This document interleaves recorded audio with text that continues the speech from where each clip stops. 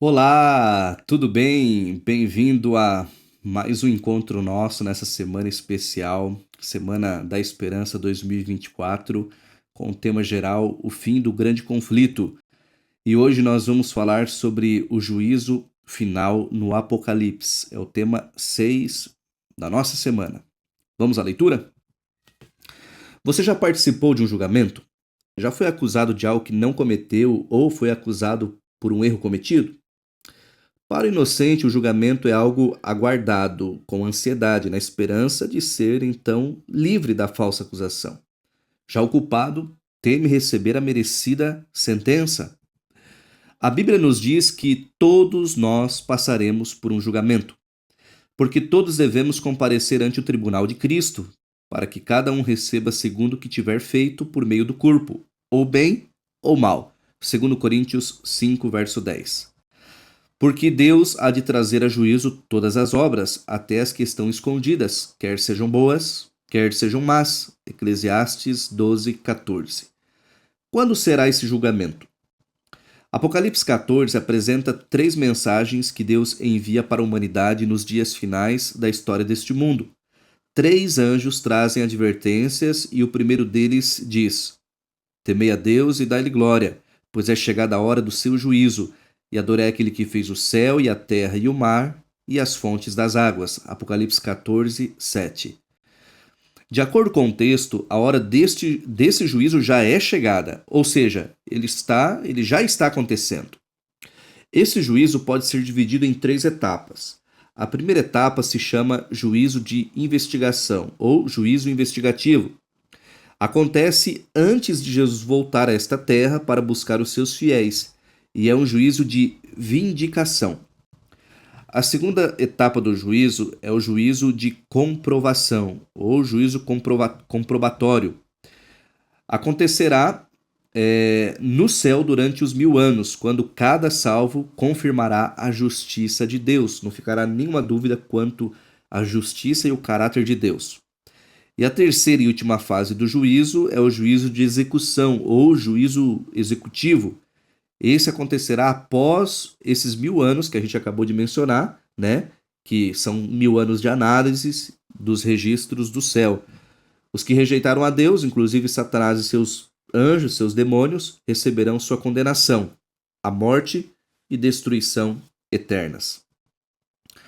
A segunda parte da mensagem do anjo de Apocalipse 14, 7 diz: Adorai aquele que fez.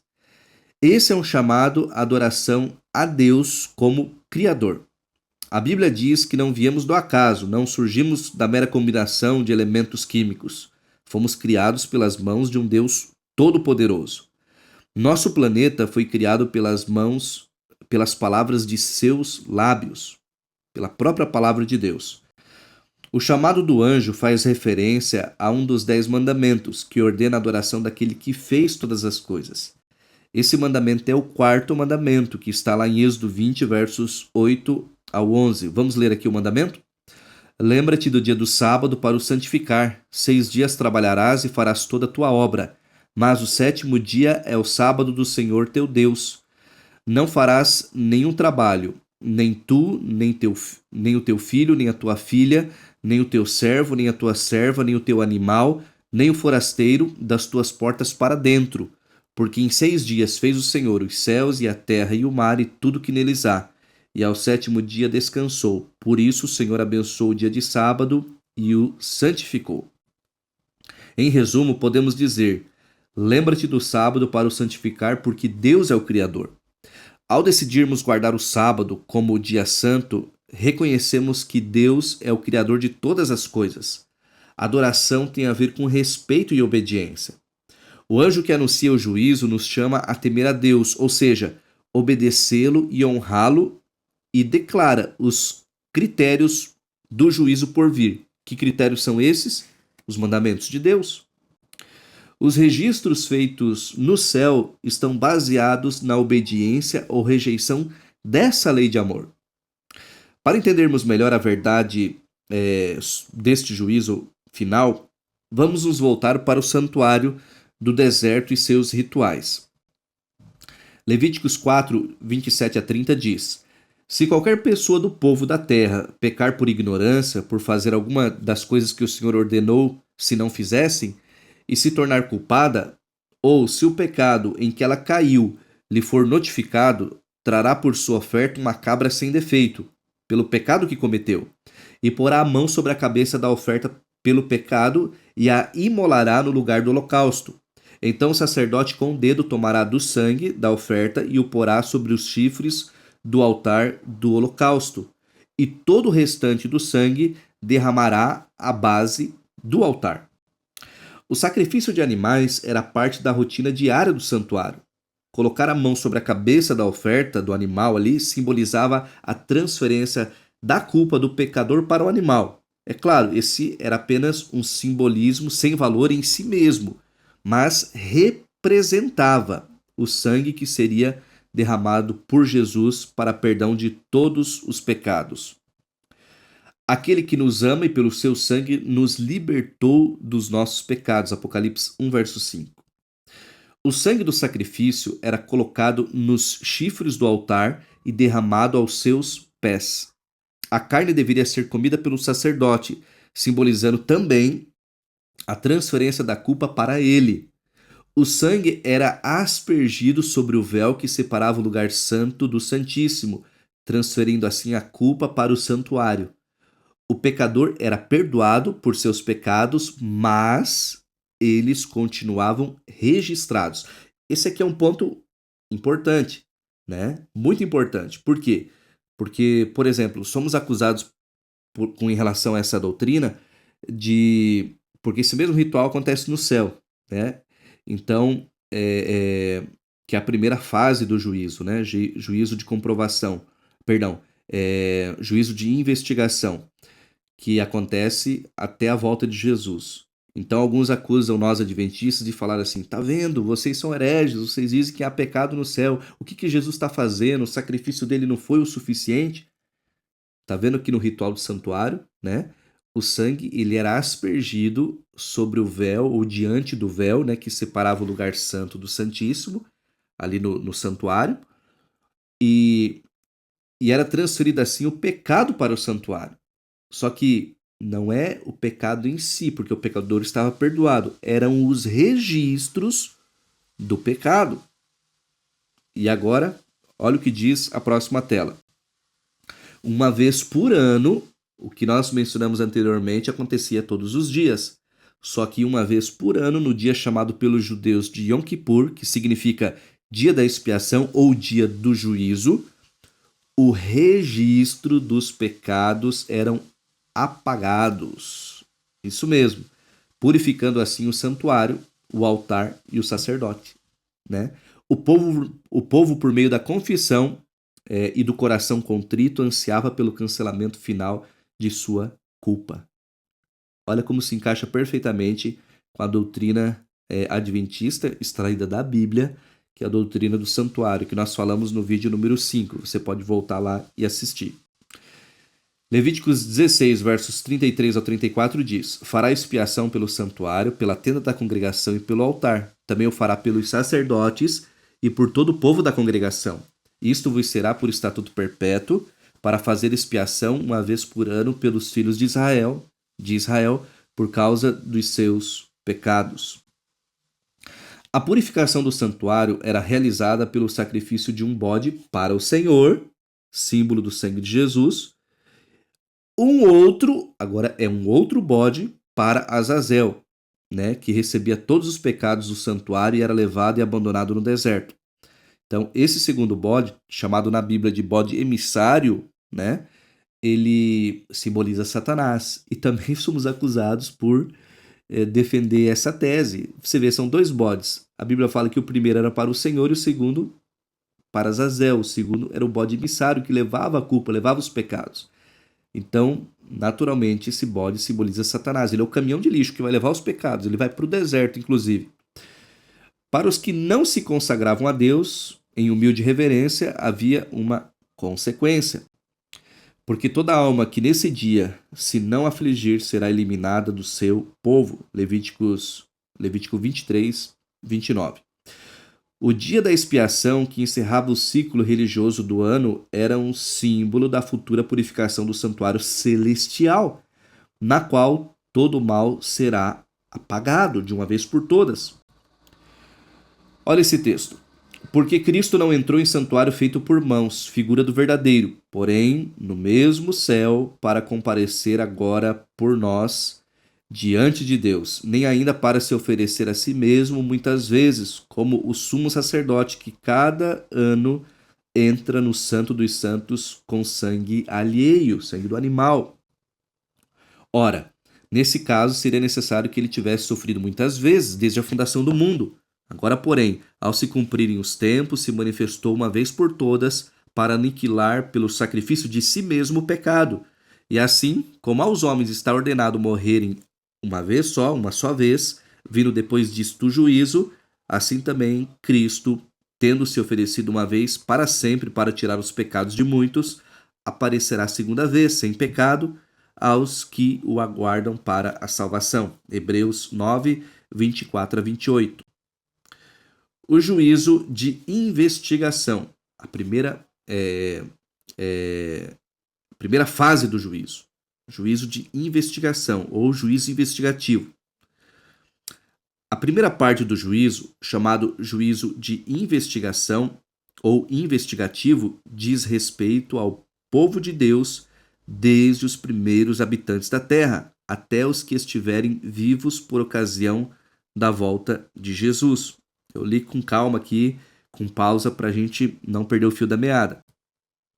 Todas as obras serão julgadas de acordo com a lei de Deus. Ao final desse juízo, o destino de cada ser humano estará decidido. Fiéis e infiéis a Deus serão finalmente separados entre salvos e perdidos.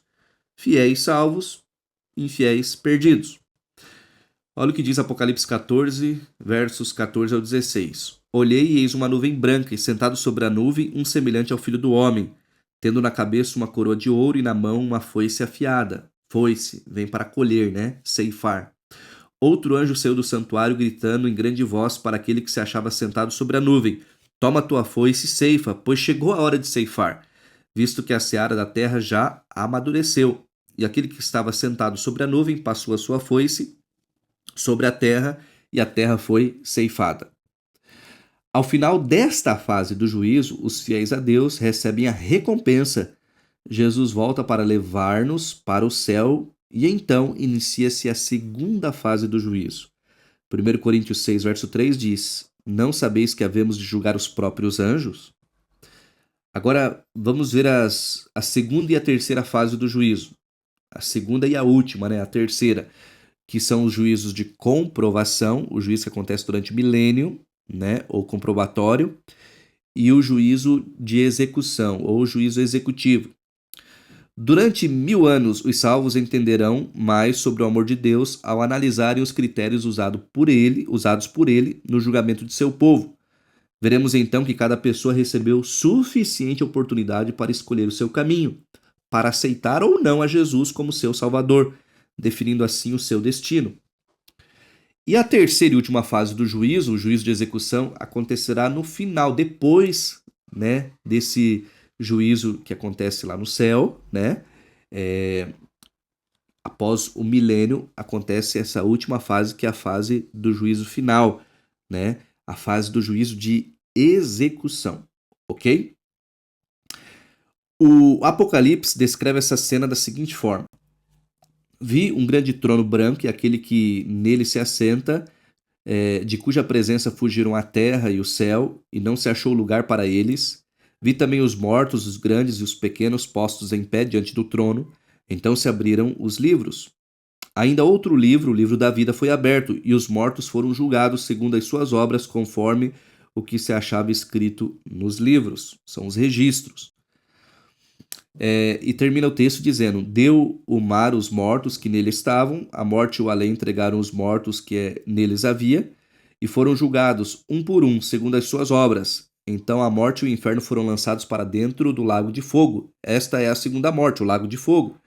E se alguém não foi achado inscrito no livro da vida, esse foi lançado para dentro do lago de fogo. Apocalipse 20, versos 11 ao 15.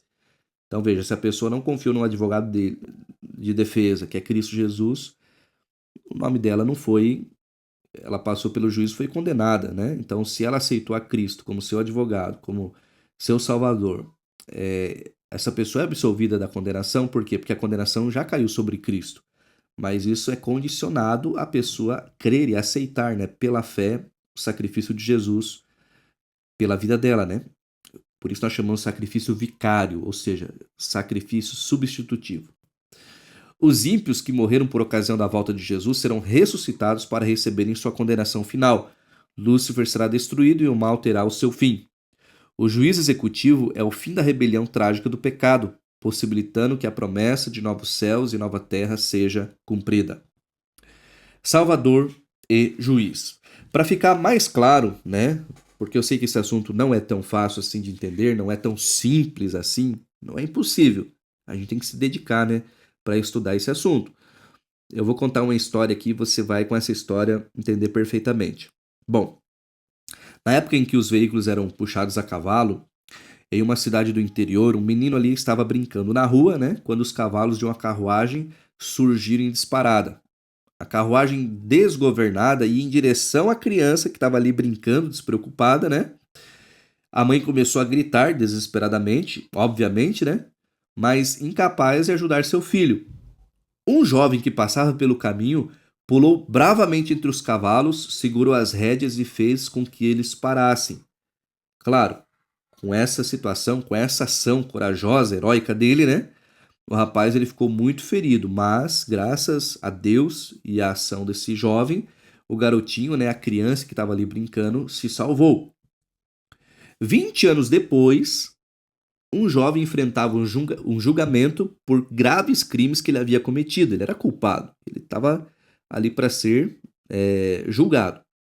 No momento em que o juiz ia ditar a sentença, o jovem se lembrou daquele homem que o julgava, daquele juiz, e perguntou, cheio de esperança, né? Doutor, não foi o senhor que um dia arriscou a sua vida lançando-se no meio de uns cavalos desgovernados que puxavam uma carruagem que passaria por cima de um menino?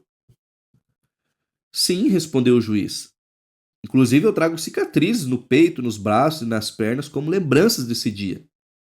Aí o jovem, que era aquela criança, né, todo cheio de esperança, disse: Veja, doutor, eu sou aquele menino que o senhor salvou há 20 anos.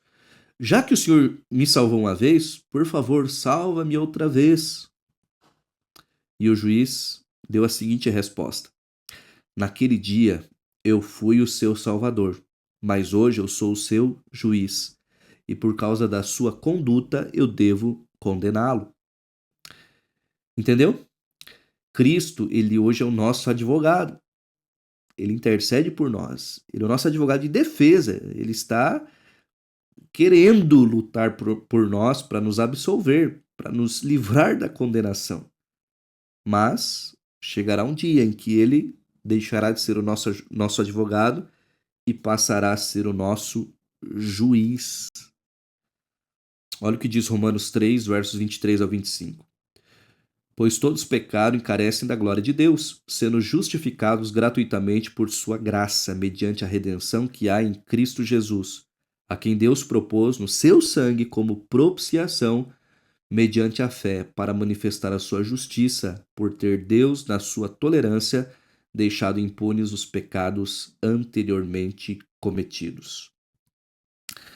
Queridos, não importa a gravidade do nosso pecado, dos nossos erros, não importa.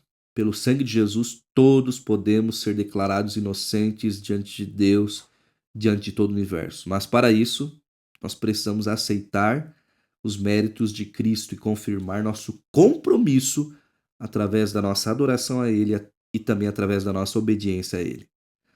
Você não quer tomar essa decisão hoje? De ser obediente a Deus, de adorá-lo? Você não quer? Porque é para o teu bem, é para o nosso bem. Essa decisão, quando eu tomo, é para o meu bem. Não é que Deus precisa de mim. Ele quer meu coração, Ele deseja, mas na verdade o maior beneficiado dessa história toda será eu ao aceitar a Jesus. Aceite o sacrifício que Cristo fez por você. Permita que Ele conduza você por caminhos de obediência e por caminhos de vitória.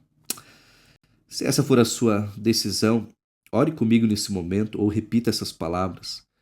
Pai nosso, Obrigado porque hoje temos um advogado que olha para nós, que olha por nós. Aqui estamos diante de Ti para pedir que aceites nossa entrega. Tomes conta do nosso coração e assim salves a nossa vida da condenação. Toque em nossos corações. Em nome do Senhor Jesus. Amém. Que Deus lhe abençoe. Um forte abraço.